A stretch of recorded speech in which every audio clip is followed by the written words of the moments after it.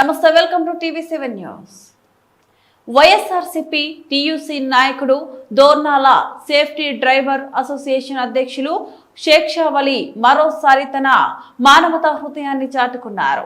Tractor ప్రమాదంలో తీవ్రంగా గాయపడి వెన్నుముక విరిగిన గన్నెపల్లికి చెందిన యువకుడు మౌలాలి చికిత్సకు ఆర్థికంగా ఇబ్బంది పడుతుండగా ఆయనకు షేక్ షా వలి సాయం చేయడమే కాక అండగా నిలిచారు. ఈ సంఘటనపై స్పందించిన షేక్ షా వలి బాధితుడికి 5,000 రూపాయల నగదు సాయం అందించడమే కాదు, అవసరమైనంత కాలం వంట సామాగ్రి అందిస్తామని ప్రకటించారు.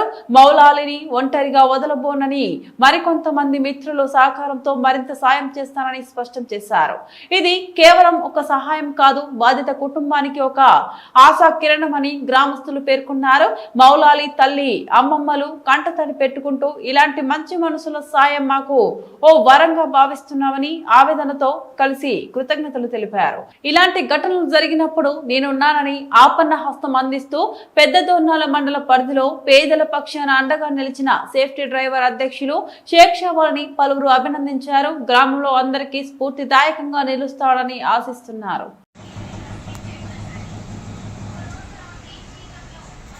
చెప్పమ్మా, ఏం జరిగిందమ్మా? ఎవరికమ్మా? మీ మనవాడికి ఎప్పుడు జరిగింది? ఎన్ని నెలల క్రితం జరిగిందమ్మా? 3 నెలలకి జరిగిందా? సరే, ఇక్కడికి రామని మీకు ఎవరు చెప్పారమ్మా? ఎవరు సాయం చేస్తారో ఇక్కడికి వస్తే అని ఎవరు చెప్పారమ్మా? అమ్మా, మీరే వచ్చారా? ఎవరు? మాస్ గారు చెప్పారా?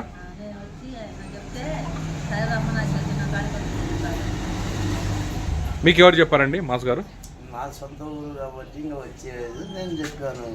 సరే అమ్మ, నా చేతనైనా కాడికి నేను చేస్తా, మనకి మించి మనం చేయలేము అని చెప్పాను నేను.